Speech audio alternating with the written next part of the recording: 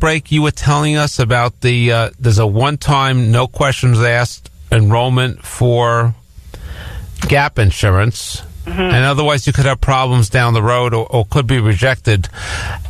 So the flip is also true. You could start out with gap insurance, but then decide that you want to be self-insured or you can't afford it, and you could always switch back to Medicare Advantage. Yes, you can. The Medicare Advantage plans only have one health question, so they're a lot easier to qualify for, and they have an annual open enrollment period every year in the fall. So it's much easier to leave a Medigap plan and switch to an Advantage plan than it is to go in the reverse. Okay. And the Medigap plan and the Medicare Advantage have to be based on where you live? You can't That's pick correct. the Texas Gap plan because it's cheaper. That's right. You have to live in the area of the policy that you're enrolling in. Now, what if you spend half the year in Florida, which is not uncommon for New Yorkers? Can you pick wherever you think it's cheaper and it will work in both states? Yeah, you absolutely can do that. It depends, though. They're going to choose the address that you have on file with Social Security. That's going to be the one that Medicare shows as your address. So if you compare two states and one state is cheaper, but your Social Security address is at your other residence, you need to change that on file with Social Security and Medicare so that you can buy that policy in that state. But they'll cover your expenses in that other state or whenever you're on the road. That's right. So Medigap plans use the Medicare network, which is a national network with almost 900,000 providers, and you can use a Medigap plan anywhere in the U.S. To see a doctor or go to an emergency room, those kind of things. Now, let's say a doctor do some doctors not take Medicare? There are a small percentage that don't, yes. Now, if they don't, does it just mean that you have to, lay out the money and then seek some kind of reimbursement from Medicare, or you cannot get anything back from Medicare? If they're not a Medicare provider, you won't get anything back from Medicare. So you need to see a participating provider. There are some also called non-participating providers, which actually will still accept Medicare, but they'll bill you up to 15% more for their services. So you can see those. But the doctors that don't accept Medicare at all in either circumstance, if you see those, you will pay 100% of that cost. And will the GAP policy pay that extra 15%? No, it can't. So your Medigap policy can only make payment if Medicare first approves and pays their share. Okay, so they rise and fall on that. They do. So, if you wanted to, you could self-insure yourself and you could put the extra money in going to, the doctor who doesn't take Medicare. Yeah, that's correct. You could use that. If you have a doctor and you really like that doctor and you want to see him, especially if it's the doctor that you see for one visit a year, you could just pay that out of pocket. And again, GAP won't give you the money back. Correct. And does the Medicare Advantage have an out-of-network policy, or you must go to the network? Depending on the network. So HMO plans typically are a closed network, and you must be in the network unless it's an emergency. PPO plans will have an out-of-network benefit. However, it's important for the consumer to understand that the doctor does not necessarily have to take that coverage. So if you enroll in a PPO Medicare Advantage plan and you want to see a doctor out of the network, you have to ask that physician if he's willing to bill the plan. And as long as he says yes, then you will have out-of-network benefits. Of course, those will cost you more than if you were in the network, but you can still use them. Okay, and what happens with drug prices under Medicare? Medicare Part D is the newest part that covers our prescriptions, which was rolled out in 2006. And we have plans ranging from around $20 a month to well over $150 across the nation. But the national average cost of Part D in 2018 is $35 a month for a plan. And you just want to think if this is a pharmacy card. You're going to show your card at the pharmacy, and you will get to pay a copay instead of the full price of the medication. So if you have coverage A and B, it does not cover any medication outside the hospital? It doesn't cover any retail drugs. Now, it will cover anything that's administered in a clinical setting or a doctor's office. So if you have an injection for rheumatoid arthritis that you get from a doctor in his office, Part B will cover that, and your Medigap plan can pick up the other 20%. But if you're picking up your own prescription at a pharmacy or through mail order, that will fall under Part D. Okay. And Do the Advantage plans have similar provisions for skilled nursing or hospice care or rehab? They do. One good thing about the Advantage plans is they must cover all of the same A and B services that original Medicare does. It's just the cost sharing that's different. So, for example, if you had a hospital stay on a Medicare Advantage plan, you would pay whatever the copay is listed in the summary of benefits. It might be $200 a night for 7 nights and then nothing thereafter. It might be $500 per stay. Each Advantage plan will have a different benefit according to their outline of coverage. So it's just the cost sharing that's different. But if you had a GAP plan, that would pay all those out-of-pocket expenses? Depending on your GAP plan. So like a Medigap plan, F or G would pay 100% of your hospital deductible, and you wouldn't owe anything. A lot fuller and more comprehensive coverage.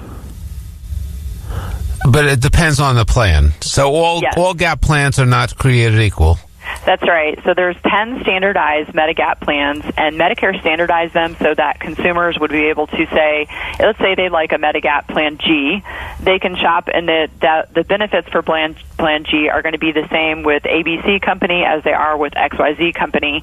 So you'll know that you can compare the carriers in your area based on price. And we also recommend that you look at the rate increase history of the carriers in your area. You want to choose one that has a competitive premium now, but you also want to look to make sure that they're one that have had a stable history of rate increases, because healthcare is inflating in our country, and every year Medicare increases those deductibles and the amount that you should pay, and your Medigap plan pays for that. So you're naturally going to have rate increases usually about once a year, and you want to make sure that you get with a company that seems to have a good handle on their book of business. And once you but they're all going to be priced differently. The same coverage with different companies. Their F plan is going to be the same, offer the same benefits, but it'll be at a different price. That's correct. And would some of those also have a more limited network? Not quite be an Advantage plan, but just have a more limited network of providers? Or be any Medicare doctor? Yeah, on the Medigap plans, you can see any Medicare doctor. There are some things called Medicare Select policies, which are a Medigap plan that has a network. They're not very popular. We don't see a lot of interest in them, but they are out there. If you happen to enroll in one of those, you may only be able to go to certain hospitals. But the ordinary Medigap plans, which are by far the most popular sellers, would let you see any doctor or hospital that is in the nation that takes Medicare. And if the time comes that you can no longer afford that Medigap premium, you can just self-insure, or you can try to get onto the. Can you automatically get onto the Medicare Advantage plan, or that has frequent enrollment periods?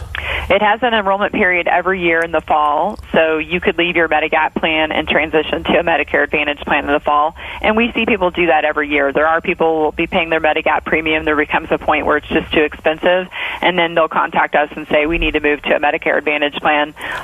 So that does happen sometimes. And the Advantage plan will probably more or less cover the same things the GAP coverage that reimburses you for, except there may be some copays. Yeah, that's right. So all the same services that you get under original Medicare must be covered by any Medicare Advantage plan. But without the 20% deductible, more or less. That's correct. Your copays will be different on the Advantage plan. You'll have copays and coinsurance as you go along on the back end. So cheaper premiums, but more spending on the back end. Okay. We just have a few minutes left in the show. What are some of the more common complaints you hear about Medicare? If you hear any complaints. Sure. Aside from the just overwhelming confusion when people are new to it, which is the hardest and biggest hurdle, I think, we do see a lot of people that don't understand the differences between Medicare Advantage plans and Medigap plans, and so they make a choice without knowing. One very common thing is they'll get a mailer in the fall. They get bombarded by mail at age 65 every fall. You'll get tons of mailers, and someone will send you a postcard, and it says 0 premium, and everything just looks wonderful. And if you go to that website and enroll online without knowing that you needed to see if your doctor is in the network, January rolls around and you find that you can't see your doctor. So this was such a big complaint that Medicare actually implemented a new disenrollment period, which runs from January 1st to February 14th, and that is a time when you can leave the Medicare Advantage plan that you've joined for any reason and get back to original Medicare. However, it doesn't necessarily mean you can get back to your Medigap plan. You may have to answer health questions to do that. And just to clarify, not every doctor may be part of your Medicare Advantage plan. That's right. Okay. Now, just to clarify, the Medicare starts as of your 65th birthday?